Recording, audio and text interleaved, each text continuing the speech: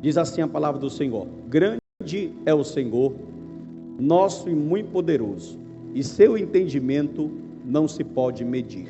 Vou ler mais uma vez, na minha versão, que é Almeida Revista Atualizada. Grande é o Senhor, nosso e muito poderoso, o seu entendimento não se pode medir. Amém, irmãos? Os irmãos que estão lá atrás, os últimos lá, Marinho, Diácono Lery, estão me escutando bem aí? Amém? Todo mundo me escuta bem? Amém, porque o meu som aqui, irmão, é diferente do som de lá, tá? Então vamos lá. Queridos irmãos, nosso atributo hoje, ele é um atributo chamado onisciência. Onisciência significa que Deus, ele tem um entendimento ilimitado, ele conhece todas as coisas. Deus, ele é sabedor de tudo que existe debaixo desse plano chamado terra.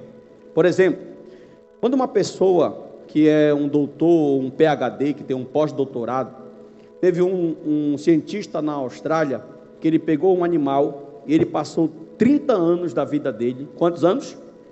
30 anos da vida dele, para descobrir como aquele animal funcionava. E o que ele teve como resultado da pesquisa de 30 anos, foi que ele não sabia basicamente nada sobre o animal. Então, por exemplo, sobre um animal, tá? Ele devotou 30 anos da vida dele estudando aquele animal, e ele descobriu algumas coisas sobre aquele animal, mas não tudo. Só para você ter uma ideia. Agora imagine Deus. Quando você pega alguns homens, alguns doutores, você vai ver que existem algumas pessoas, por exemplo, vamos pegar o ramo da teologia, que é o meu ramo. Se você pegar uma matéria que foi essa aqui, nós já falamos de vários atributos, eternidade, transcendência, imanência, imutabilidade, e agora onipotência, e agora estamos falando de onisciência. Se você pegasse um atributo desse, por exemplo, se você pegasse o atributo eternidade e passasse a sua vida todinha pesquisando sobre a eternidade de Deus, você não ia aprender quase nada.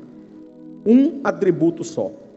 Então, por exemplo, você pega um livro, e existem teologia sistemática, que são aqueles livros grandes, de 1000 páginas, que o autor coloca lá, teologia sistemática exaustiva. Então tem algumas pessoas que elas são exaustivas em alguns assuntos, elas conhecem muitos assuntos, mas ao mesmo tempo não conhecem absolutamente nada. Ou seja, o nosso conhecimento, por mais que ele seja um conhecimento especial ou especialista em algumas áreas, ele pode ser um conhecimento exaustivo, entre aspas, dentro de uma matéria, mas mesmo assim nós não vamos saber quase nada daquilo. Outro ponto, pare para pensar comigo, que Deus tem um conhecimento exausto de tudo que existe. Misericórdia. Tudo que, cada ser que existe, cada animal, cada planta, cada ave, cada ser humano, cada ser criado, Deus conhece absolutamente a sua totalidade. Ou seja, Deus conhece você mais do que você mesmo. Olha isso aqui, veja como exemplo. Existe uma biblioteca em Londres, a Biblioteca Britânica, que se você nascesse, olhe para mim, se você nascesse hoje, e você começasse a ler os livros que tem na Biblioteca de Londres, e você passasse 70 anos da sua vida sem comer e sem dormir, em 70 anos você leria uma parte da Biblioteca Britânica, e você não terminaria de ler praticamente nem 30% do que tem naquela biblioteca. Será que tem conhecimento no mundo? Outro ponto, preste atenção, Dr. Samuel Johnson, que é um lexicólogo inglês, que ele foi um dos primeiros homens considerado o homem mais culto da Inglaterra, ele traduziu o inglês, ou melhor, ele fez um dicionário da língua inglesa. Quando ele estava fazendo a tradução da língua inglesa, ele traduziu a palavra jarrete. Repita comigo essa palavra, diga jarrete. O que é jarrete? É a perna de trás do cavalo, é o joelho do cavalo. E ele colocou o significado dessa palavra no dicionário inglês de jarrete. Mas certa vez ele foi a uma festa londrina, e uma mulher da alta sociedade, uma mulher chique, culta, tentou irritar o doutor, deixa eu falar o nome dele de novo, Samuel Johnson. Ela disse assim para ele: doutor, por que o senhor traduziu a palavra jarrete como o joelho do cavalo? Ele falou: por ignorância, ou seja, por eu não saber descrever aquilo. Ele quis dizer para ela que mesmo ele sabendo tantas palavras, mesmo ele sendo muito culto, ele não sabia absolutamente quase nada. Outro exemplo muito interessante foi um autor chamado Will Rogers, abre aspas, ele disse assim, todo mundo é ignorante, só que em assuntos diferentes. E é verdade, irmão. Quando eu falo ignorante, é falta de informação.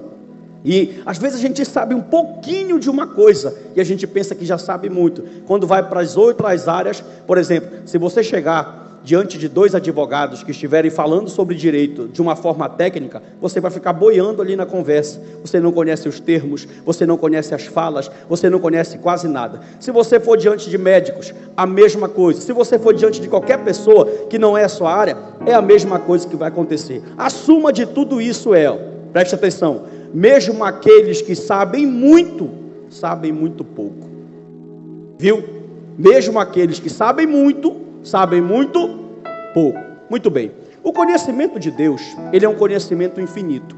E quando a gente fala de conhecimento de Deus, há duas maneiras de nós abordarmos o conhecimento. Primeiro, você conhece Deus de modo teológico. E a segunda forma para você conhecer Deus é de modo experimental. Vou repetir.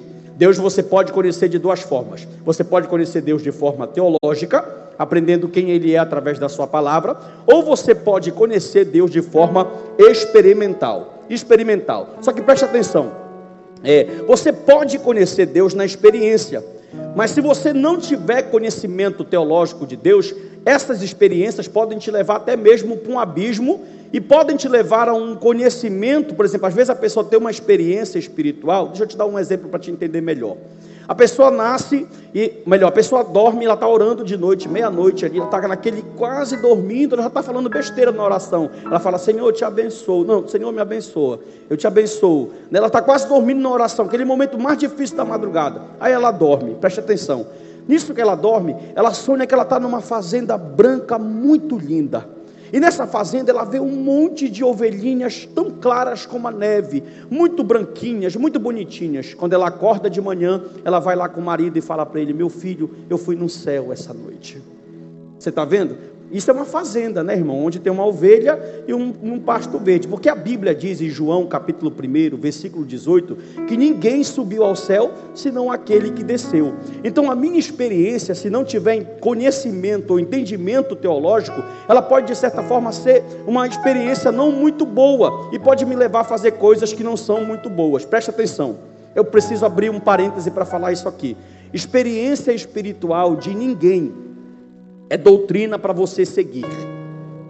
Viu? Preste atenção. Você só segue doutrina daquilo que a palavra de Deus diz. Experiência de ninguém faz regra para você. Amém ou não amém? Muito bem. Deus, ele é inimaginável. Isso significa, irmão, que você pode imaginar Deus. Preste atenção. Você vai imaginar Deus. Você vai buscar Deus na sua mente. Você vai querer conhecer. Agora, como imaginar um Deus ilimitado? Se for para o tempo, não tem tempo. Se for para a eternidade, ele é eterno. Se for para mudar, ele não muda. Se for para o poder, ele tem todo o poder. A minha mente não vai conseguir alcançar. Ou seja, se você pudesse imaginar Deus, quem seria Deus, você não conseguiria. Vamos ver um texto bíblico? 1 Coríntios capítulo de número 7. Desculpe, 1 Coríntios capítulo de número 2. Por favor, versículo de número 7 ao versículo de número 11. Olha como Paulo vai tratar essa ideia. Presta atenção nisso aqui. Eu quero que você leia comigo. Pelo contrário, transmitimos a sabedoria de Deus em mistério. O próprio Paulo, que é um homem tão culto, um homem tão inteligente, um homem tão capaz, está dizendo que a sabedoria de Deus é mistério. Aí ele prossegue. A sabedoria que estava oculta e que Deus predeterminou desde a eternidade para a nossa glória, pode passar até o 11, nenhum dos poderosos deste mundo conheceu essa sabedoria, porque se tivesse conhecido, jamais eles teriam crucificado o Senhor da glória. Segura aí. É interessante que quando você pega ele falando na primeira carta aos Coríntios, quando ele vai começar a explanação da carta, ele vai dizer o seguinte, olha, a minha pregação, e eu digo, Paulo era um homem capaz de muitas coisas. Paulo falava de direito, ele era um filósofo. Ele citou na carta aos Romanos trechos do livro de sabedoria, que era uma citação de um filósofo grego chamado Epimênides. E Paulo era um homem muito capaz, mas mesmo ele conhecendo de teologia, de judaísmo, de filosofia, e conhecendo as bases da lei de Moisés, ele diz, a minha sabedoria não consiste no que eu sei, mas em pregar Cristo e Cristo crucificado.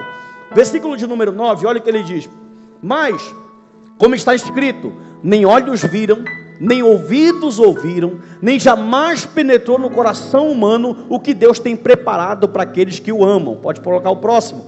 Deus, porém, revelou isso pega, irmão, misericórdia. Revelou isso a nós, olha a glória, olha esse texto. Deus, porém, revelou isso a nós. Outro ponto, antes de prosseguir a leitura aqui, eu posso falar uma coisa para você. A única maneira de nós conhecermos Deus é só se o Espírito Santo revelar quem é Deus. Viu? E aprove a Deus revelar quem é Deus, aprove a Deus, usando o Espírito, revelar quem Ele é para você. Aí ele vai dizer, ó, Deus, porém, revelou isso a nós por meio de quem? Porque o Espírito Santo sonda todas as coisas. O Espírito Santo sabe todas as coisas, até mesmo as profundezas de Deus. Irmão, preste atenção, é interessante quando você pega uma teologia sistemática, aí o teólogo vai falar assim, vamos falar sobre a encarnação de Cristo. Olhem para mim aqui, por favor. Redobre sua atenção para mim. Vamos falar sobre a encarnação de Cristo. Aí eles começam a falar, porque Cristo, ele não foi criado, Ele é Deus, Ele é eterno. Então, quando Ele foi encarnado, a encarnação não é o começo dele, mas é a entrada dele no mundo. Olhe para mim, aí eles vão falar assim, porque a união teantrópica, Deus e homem, e hipostática, natureza divina e natureza humana, aí eles vão falando em termos técnicos, aí passa mais um parágrafo, mais dois, ele diz assim, mas ninguém pode falar o que é isso aqui. Aleluia. Pessoas capacitadas, que gastam anos da sua vida, viu, muitos anos, para tentar compreender os mistérios de Deus. E isso praticamente, irmãos, é em toda a área. Aí Paulo está dizendo, ó, até mesmo as profundezas de Deus é conhecida pelo Espírito. Último verso, por favor. Aí ele vai dizer, pois quem conhece as coisas do ser humano, a não ser o próprio Espírito humano, o que nele está? Você não se conhece, irmão? Sim ou não? Aí ele diz, ó, ninguém conhece as coisas de Deus, a não ser o Espírito. Irmão, presta atenção. O que vai fazer você conhecer a Deus não é um curso teológico. Eu posso, com as minhas habilidades como teólogo, te ajudar na tua caminhada e te dar algumas diretrizes que eu aprendi. Mas aqui e acolá, a gente está, por exemplo, já aconteceu muitas vezes comigo, que às vezes eu estou estudando um determinado assunto e eu peço perdão para Deus. Pergunte por quê? Por quê? Eu estou estudando um determinado assunto, aí eu vi, meu Deus, eu já falei tantas vezes isso aqui está errado, Senhor. Todo o tempo os meus argumentos estão sendo quebrados e melhorados, porque tem coisas que eu aprendi com os meus pais na fé, e muitas dessas coisas às vezes não bateram com diretrizes. Então todo o tempo eu estou descobrindo que eu não sei nada de Deus. Irmão, dá um glória a Jesus aí. Eu estou falando para você com humildade isso aqui. Todo o tempo eu estou descobrindo que os meus anos de estudo não é a ponta do cisco. Quem conhece o mucuim? Levante a mão. Quem já ouviu falar mucuim? Olha aí, conhece, meu irmão. Quem é do Maranhão? Quem é de 30 para... Mucuim é um bicho muito pequenininho, meu irmão. Um dia eu vou te contar a história desse mucuim. Viu? Então, a gente não sabe nada. Agora presta atenção, fale comigo assim, iluminação. Iluminação. Primeiro, presta atenção, olhe para cá. Nós só podemos descobrir quem é Deus se Deus se auto-revelar. Outro ponto que eu preciso te falar, muito importante, que Deus não vai te revelar e nem te inspirar. Como assim, pastor? Às vezes o pregador está aqui pregando, olhe para mim aqui, irmão. Aí ele fala assim, irmãos, eu estou inspirado hoje. Não está. Às vezes o pregador está aqui naquela unção do Espírito, ele fala, Deus me deu uma palavra revelada. Não deu. Deixa eu te explicar por quê.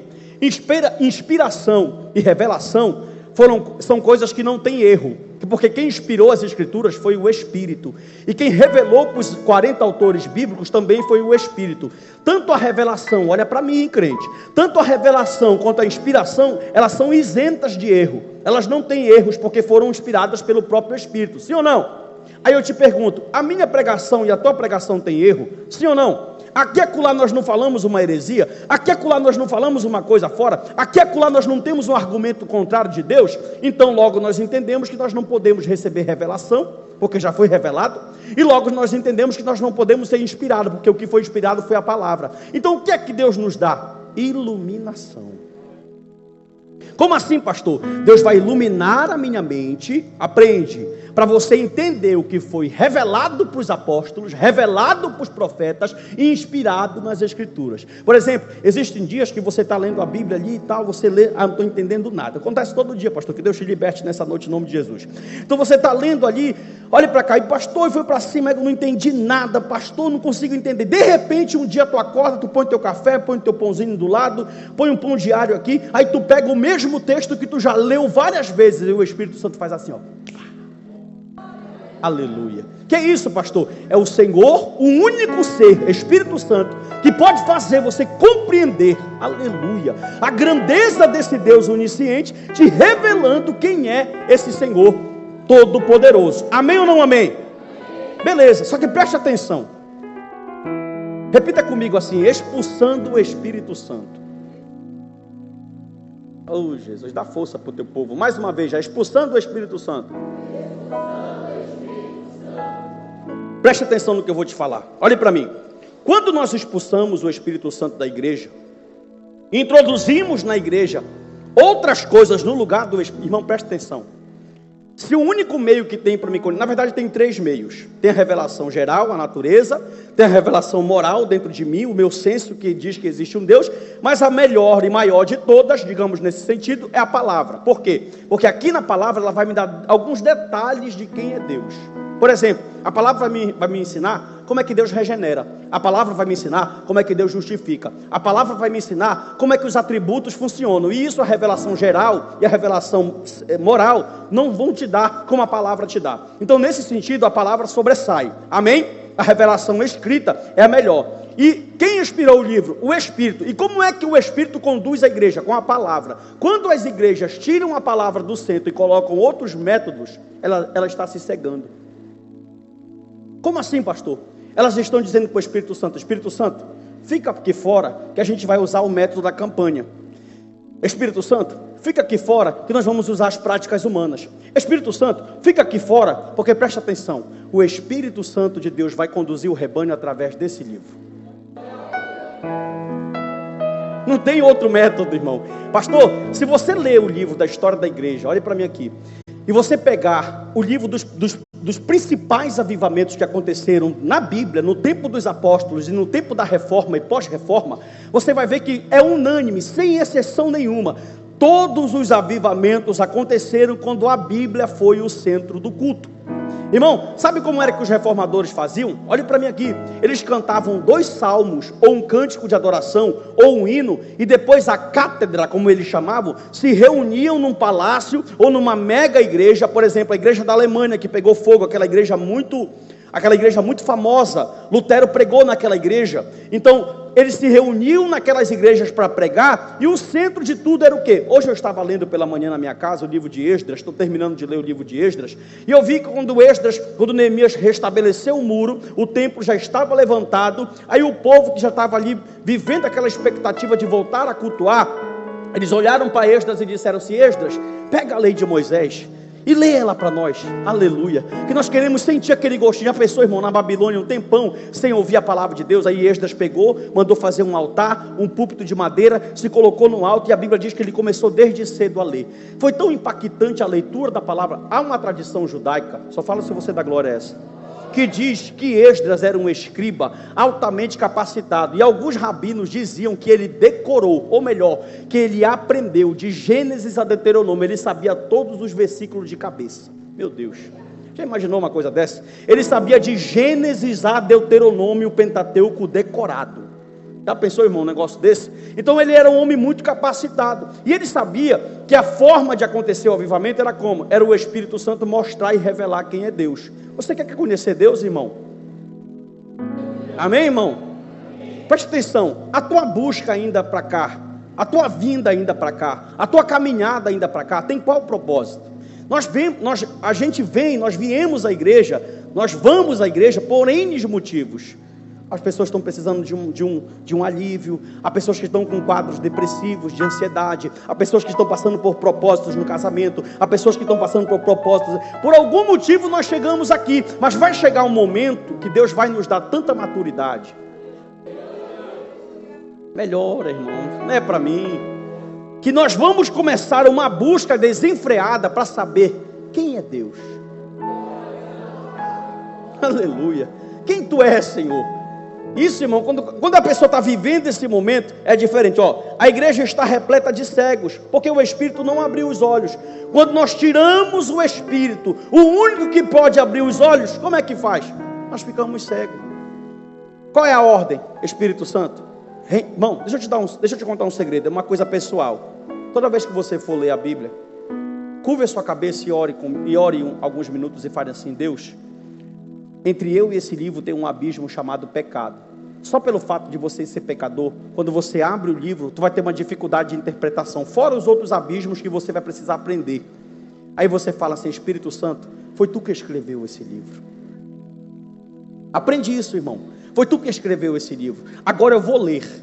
E pode ser que você leia o livro sem nenhuma ferramenta, e você vai dizer assim: me revela o que está escrito aqui dentro.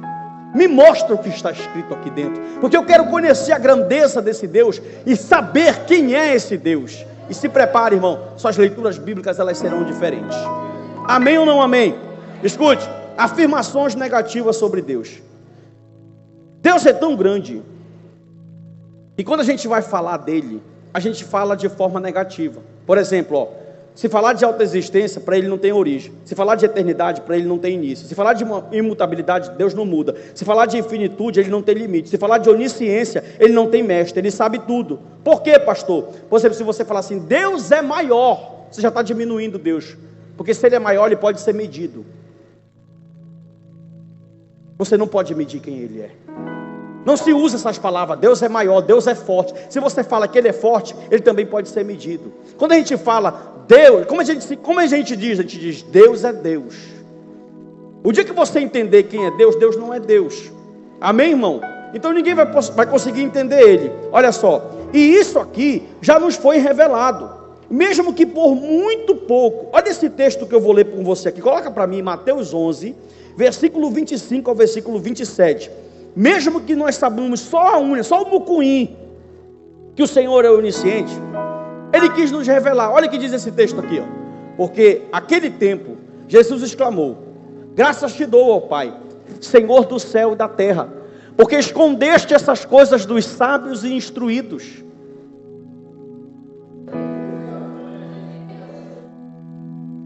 Eu não me conformo que vocês leiam uma palavra dessa e sai só isso.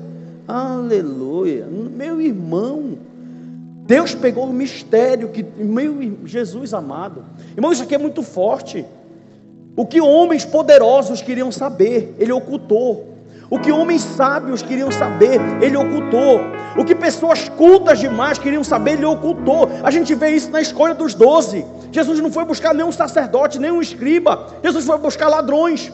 Jesus foi buscar Pedro, que era um homem rude. Jesus foi buscar Judas, que era um homem errado, um homem que não tinha caráter. Versículo de número 26, pode colocar? Sim, ó Pai, porque assim foi do teu agrado. Aleluia. Que culpa eu tenho que Deus te escolheu para ser salvo? 27. Mais um. Aí ele diz, ó: tudo me foi entregue por meu. Ninguém conhece o filho a não ser o pai, e ninguém conhece o pai a não ser e aquele a quem o filho quiser. E ele quis. Deixa eu te perguntar uma coisa: é bom ou não é bom servir a Deus? Melhorou, está quase lá. É bom ou não é bom conhecer a Deus? Aí você, por exemplo, você olha vamos pegar aqui. Você olha uma pessoa que está afundada no vício, na prostituição, nas drogas. Aí você fala assim: meu Deus, por que esse cara não te... Irmão, presta atenção. Olha como é o mundo espiritual. Dá um glória aí para me ajudar aí, irmão. Olha como é o mundo espiritual. Presta atenção aqui. O camarada trabalha um mês ralando, suando. Ele sai da casa dele cedo, às vezes de madrugada, e chega tarde. O salário é pouco. Você sabe que aqui no Brasil, para sobreviver, não é fácil. Olhe para mim aqui. O negócio é tão sério, tão sério, tão sério, que o camarada recebe o dinheiro dele. Quando ele sai do trabalho, ele para num bar. Lá no bar, ele deixa do filho, ele deixa da despensa, ele deixa da mulher, ele deixa do lazer. E é isso quando ele não fica devendo. Aí você que já recebeu a revelação,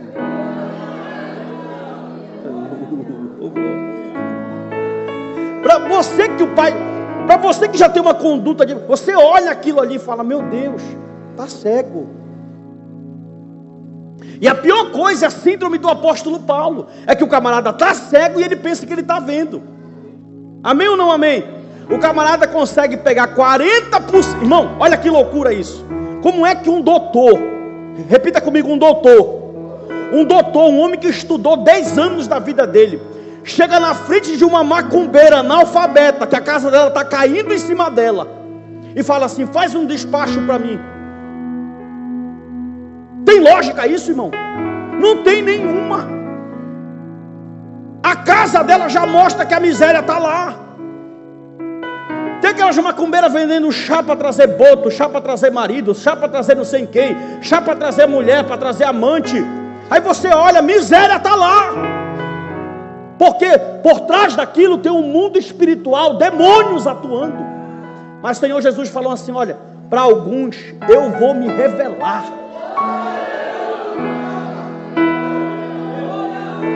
Presta atenção, era como se Cristo estivesse falando assim: ó, o meu Pai, eu vou falar grande, forte, mas você sabe que não pode medir. O meu Pai é tão grande, tão poderoso. Não, vou melhorar. Eu vou falar assim, eu falo você da glória, tá? O meu Pai é autoexistente, é tão eterno, é imutável, é transcendente, é imanente, é onipotente, é onisciente. Pai, não tem como vocês compreenderem Ele, mas eu vou revelar para vocês. Aleluia. Oh glória. Só uma pontinha. Olha para o seu irmão aí, olha irmão, e fala para ele assim: o teu Deus é tão grande, que não dá para medir o tamanho desse grande. Amém, irmão? Amém ou não amém? Presta atenção, vamos lá, olha só, vem comigo. Quebrando argumentos, isso aqui eu achei lindo. Doutor A.W. Tozer, isso aqui eu achei lindo demais. Olha o que ele vai falar aqui, presta atenção para mim. Sempre nós vamos achar pessoas que vão quebrar os nossos argumentos. Abacuque, tu vai encontrar lá no teu trabalho um policial ou alguém da Força Aérea que é melhor do que tu. Eu, na minha caminhada, vou encontrar alguém que sabe muito mais do que eu. Sempre nós vamos encontrar pessoas que vão saber mais do que a gente e que vão quebrar os nossos argumentos. Sempre. E você pode ter certeza disso. Preste atenção nisso aqui. Nós vamos achar essas pessoas que são mais informadas, mais inteligentes e que vão quebrar os nossos argumentos. Dr. A.W. Tozer disse que quando ele tinha 20 anos de idade, ele lia muito mais filosofia do que Bíblia. Ele era muito mais fascinado por filósofos. Só que, presta atenção, quando ele chegava em um determinado assunto que a filosofia colocava, a filosofia de uma certa forma tentava quebrar o argumento bíblico. E de alguma certa forma, alguns teólogos, ou melhor, alguns filósofos, ou até mesmo teólogos, pensam que os argumentos bíblicos podem ser quebrados. Mas escute só uma coisa: todos os nossos argumentos podem ser quebrados, sim ou não? Só que o argumento da salvação ninguém quebra. Você não entendeu? Como assim, pastor? O camarada pode sentar na tua frente. Escute, a verdade que Cristo implanta pelo Espírito no teu coração. Não tem doutor, não tem filósofo, não tem historiador, não tem sociólogo, não tem psiquiatra, ninguém pode tirar isso de dentro de ti. O argumento da salvação, da regeneração, feito pelo Espírito, ele é inquebrável. Ninguém pode quebrar ele. Quer ver uma coisa? O cara pode dar um show para te falar, e como foi fundado, e te provar, e em cima, e embaixo, e falar a palavra técnica bonita, mas ele não tira a verdade do Evangelho de dentro do teu coração. Aí olha aqui, olha o que o Tozer disse. Ele falou: Senhor, quando eu lia algo que o teólogo conseguia me convencer, eu dobrava o meu joelho e dizia: Deus, eu não tenho resposta para esse filósofo, mas tu chegou primeiro na minha vida. Não, você não entendeu, não é possível. Ele diz assim: eu não tenho resposta para o argumento dele. O argumento dele é bom, mas o Evangelho chegou primeiro. Aleluia. Sabe o que eu estou dizendo, irmão? Que ninguém pode tirar a verdade que o Espírito implantou na tua vida, dizendo que Cristo é o Filho de Deus onisciente. Aleluia. Aleluia ou não aleluia? Aí o filósofo: não, porque é assim, ó, porque tá, meu irmão, não vai quebrar. Você pode ouvir, às vezes a gente escuta pessoas tão convincentes. Ora, político, meu irmão, político é muito labioso. Essa palavra é totalmente do interior, né? Labioso. Político é aquele cara melindroso, liso. Ele vem, meu irmão, com aquela oratória, com aquela fala, e chora. Meu irmão, palavra. Pessoas que conseguem convencer com a sua oratória. Escute, pode parar na tua frente uma pessoa mais capacitada desse bairro, uma pessoa mais capacitada dessa cidade, e ela pode querer quebrar o teu argumento, mas a palavra já está tão forte que não tem como quebrar, porque Deus, Ele é onisciente. Preste atenção nisso aqui. Deus conhece a si mesmo. Olha isso. Isso é onisciência divina. Deus sabe que Ele pode tudo. Deus sabe que Ele pode fazer tudo. Deus sabia de tudo antes de existir. Deus não para Ele pensar. Deus não para tomar decisões. Ele nunca fica abismado. Ele nunca fica surpreso. Ele nunca fica espantado. Já pensou, irmão? Vamos fazer uma prova? Vamos. E haja pesquisa, e haja hora. Deus tem um conhecimento exausto de tudo. Ele não para. Vou tomar uma decisão. Preste atenção, tudo acontece num decreto de Deus. Deus não pensa para acontecer, Ele já decretou, por isso acontece. Meu irmão, como assim, pastor? Deus, vou me lembrar. Deus não lembra. Vou parar aqui.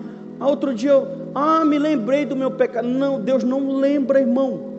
A mente de Deus conhece absolutamente tudo. Isso não te dá segurança? Às vezes a gente fala com Deus em oração, nós oramos, falamos com Deus, parece que Deus não sabe, né? Senhor, eu queria te contar uma coisa, Pai. Olha, Senhor, tu sabe que está difícil, Deus. Outra coisa, tem alguns irmãos que, por estudarem um pouquinho, eles oram, parece que eles querem ensinar Deus, né? Não porque, meu Senhor, naquela palavra da introdução, Pai, porque, meu irmão, Deus sabe tudo. Aleluia. E olha que coisa mais bonita. Senhor, tu me sondas e tu conhece o meu deitar e o meu levantar, sabe todos os meus, ainda a palavra nem chegou na minha boca e tu já presta atenção, olha que coisa linda isso aqui, irmão. Mesmo Ele sabendo o que tu vai falar, vou mais além, mesmo Ele sabendo o que tu vai pensar, mesmo Ele sabendo os fonemas que vão sair da tua garganta, Ele quer que tu fale. Ele quer que tu converse. Pergunte por quê? Porque Ele é um Deus pessoal. Por exemplo, quando você pergunta para sua filha: filha, que cor é isso aqui? Não é porque você não sabe a cor. Você sabe a cor. Você quer que a filha fale. Sim ou não? É basicamente isso, Deus. Quando Deus quer que tu fale, Ele quer que você tenha um relacionamento com Ele. Olha só, presta atenção, ainda não acabei. Deus conhece a si mesmo. Irmão, olha isso aqui.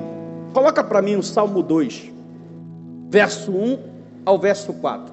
Esse texto aqui ele é fascinante. Fala da onisciência de Deus. Olha, Salmo 2. Isso. Por que se enfurecem as nações e os povos imaginam coisas vãs? Os reis da terra se levantam e as autoridades conspiram contra o Senhor e contra o seu ungido, dizendo: 3. Vamos romper os seus laços e sacudir de nós as suas algemas. Presta atenção, segura o 4 aí. O povo se levantou, estão falando contra Deus. O homem faz descobertas aqui. Nobel tal. Essa descoberta mudou o mundo. Vocês sabem qual foi uma descoberta que mudou o planeta Terra? Pergunte qual. Quando o homem conseguiu dominar o fogo. Sabe por quê? Porque antes do homem dominar o fogo, ele era nômade. Ele não poderia ser estabelecido num lugar. Por exemplo, quem morava em partes frias, não poderia morar lá se ele não soubesse dominar o fogo. Então, o fogo, o cobre, foram descobertas que mudou. A roda, foram descobertas que mudou. O cimento, mudou toda a história da construção da humanidade. Olha que coisas pequenas. E o homem, quando está descobrindo isso aqui, ele fala assim: eu sou o cara. Olha o que diz o verso 4. Meu Deus, irmão, se não der glória nessa, está estreito. Aquele que habita lá nos céus, está olhando eles aqui de baixo.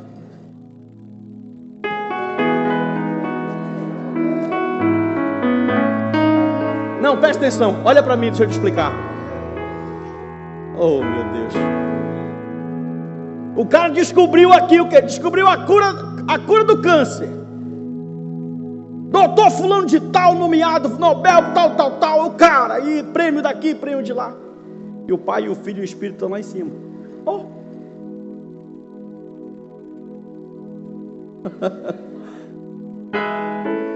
Zombando. Aquele que habita nos céus dá risada. Por quê, pastor? Ele sabe tudo, ele conhece tudo. Tipo assim, ei, rapaz, dá uma glória pra cá. Foi eu que te dei a sabedoria, moço. Exalta o meu nome. Amém ou não amém? Aleluia. Presta atenção, vamos lá. Estamos prosseguindo para o fim. Sentar e conversar com Deus. Irmão, é bom conversar com Deus ou não é? Por que tu não ora então?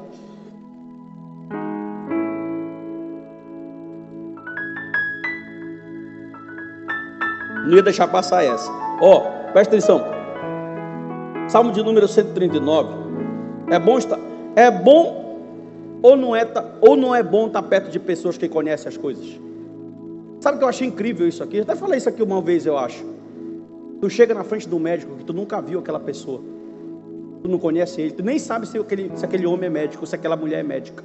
Aí ele pega uma receita e passa uma descrição médica para ti. Tu sai de lá, pega o teu dinheiro, vai na farmácia e compra. Porque tu confia que ele estudou e se capacitou para aquilo. Sim ou não? É bom ou não é bom estar perto de pessoas que sabem fazer as coisas? Parece que pessoas que fazem as coisas bem, que sabem fazer as coisas. Agora imagine Deus que sabe tudo, que não tem conhecimento que ele não alcance, que não tem ciência que ele não saiba. É bom ou não é bom estar perto desse Deus? Irmão, você já parou para pensar como a nossa fé não funciona? Qualquer situação que nós necessitarmos, a onisciência de Deus ela vai alcançar. Amém ou não amém? E às vezes nós confiamos mais em homens que são falíveis, mais na nossa força do que no Senhor que sabe todas as coisas. Olha só, caminhando para o final, de verdade, faltam 2 tópicos aqui. Isso nos trará calma, paz. Você vai pegar, nada vai pegar Deus de surpresa. Ele sabe, escute, Deus sabe o que vai acontecer com o Brasil, Deus sabe o que vai acontecer no governo do Lula, Deus sabe o que vai acontecer daqui a 4 meses, Deus sabe o que vai acontecer daqui para amanhã, Deus sabe o que vai acontecer daqui a 10 dias, sabe? Amém, irmão? E a gente anda agoniado. Irmão, deixa eu falar uma coisa para você aqui. Aquela mensagem que o pastor Leandro pregou aqui sábado, ela falou muito comigo. Porque a gente esquece que o nosso Deus está com o controle na mão dele de tudo. E a gente se desespera e quer tomar por aqui, e vamos procurar meios que não são certos, e vamos fazer as coisas porque a gente acha que vai dar certo, e planejamos e projetamos, e acaba que a gente acaba mais se complicando. E Deus está dizendo: eu posso te ajudar,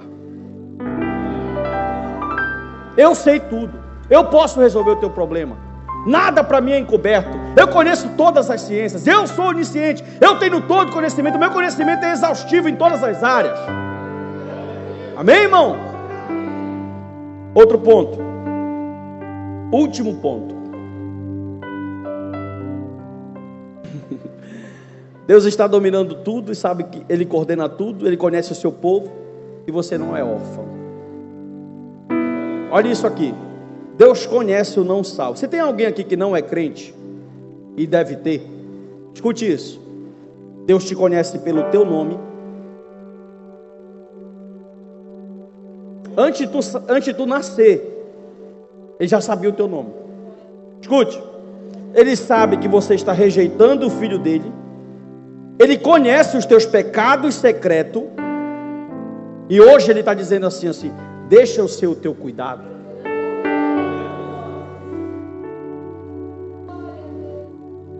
Amém, irmão? Esse é o Deus onisciente, que sabe tudo, que conhece tudo. Escute, Deus conhece pelo teu nome, Ele sabe porque você rejeita o Filho dele, Ele conhece os teus pecados secretos. Todo mundo tem um pecado secreto.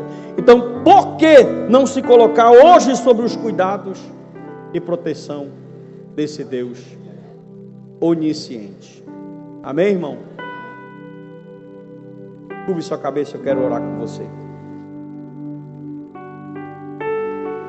Ó Deus de Israel, aqui está a tua igreja, Senhor.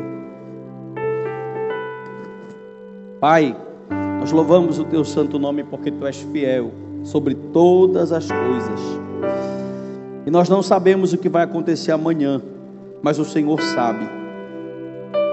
Não há nada que o Senhor não possa saber.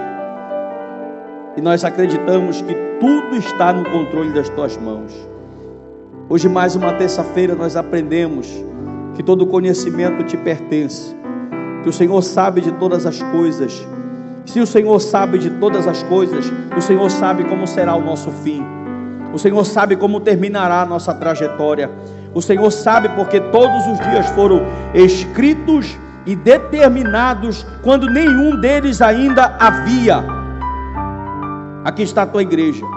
Tem muitos irmãos nossos aqui hoje, Senhor, que estão apreensivos, que estão angustiados, que estão entristecidos, porque passam por dificuldades que vão além das nossas forças. Mas Deus nos ensina a confiar em um Deus que sabe todas as coisas. Nos ensina a crer que se nós confiarmos em Ti, o Senhor vai fazer aquilo que nós não podemos fazer. Pai, quando o Senhor diz que conhece o nosso deitar, que conhece o nosso levantar, que sonda os nossos pensamentos, o Senhor está dizendo que o Senhor conhece a nossa vida no íntimo. O Senhor sabe o que podemos e o que não podemos fazer.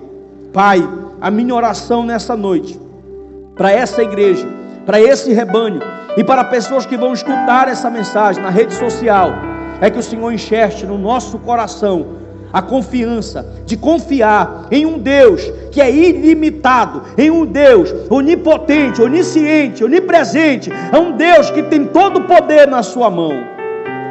Coloca a fé no nosso coração nessa noite, Senhor, e que possamos sair daqui com a certeza que estamos confiando em alguém que sabe e pode todas as coisas. Assim eu oro pela tua igreja, pelo teu rebanho. Eu te agradeço em nome do Pai, do Filho e do Espírito Santo, e que todos possam dizer amém. Bata uma palma para o Rei Jesus.